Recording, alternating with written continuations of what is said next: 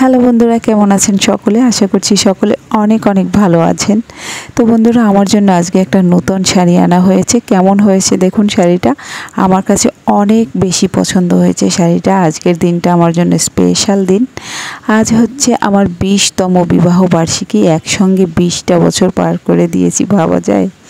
যদিও আমার শরীরটা আজকে খুব একটা ভালো নেই, রান্নাবান্না করতে পারছি না বাসায়, সেই জন্য আমরা প্ল্যান করেছি আজকে বাসার বাইরেই খাবো। তো সবাইকে নিয়ে আমরা রেডি হয়ে গেছি। আমরা প্রতিবার যেখানে খেতে যাই আর কি, তো ঠিক সেখানেই আমরা চলে গেছি ঢাকা ফুড।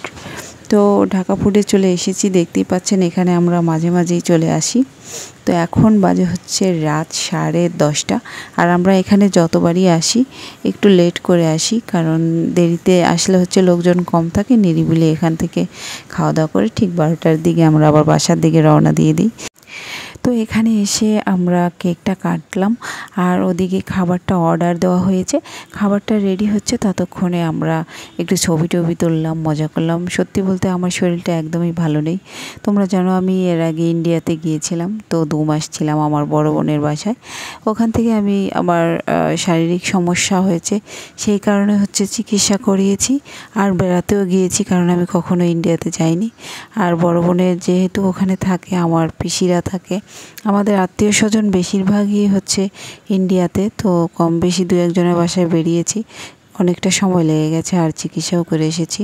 শরীরটা এখন মোটামুটি ভালো আছে, কিন্তু তাও খুব একটা ভালো নেই। আর আজকে শরীরটা আমার একটু অসুস্থই আছে, সে কারণে হচ্ছে আমার ভালো লাগছিল না রান্নাবান্না করতে।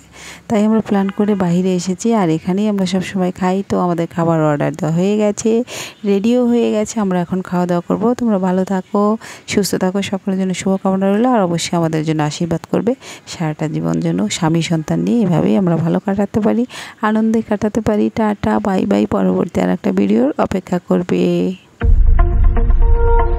Close your eyes right now.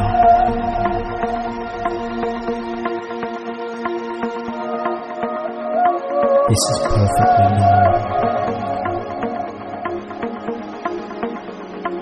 Custom to the idea, and your brain is just now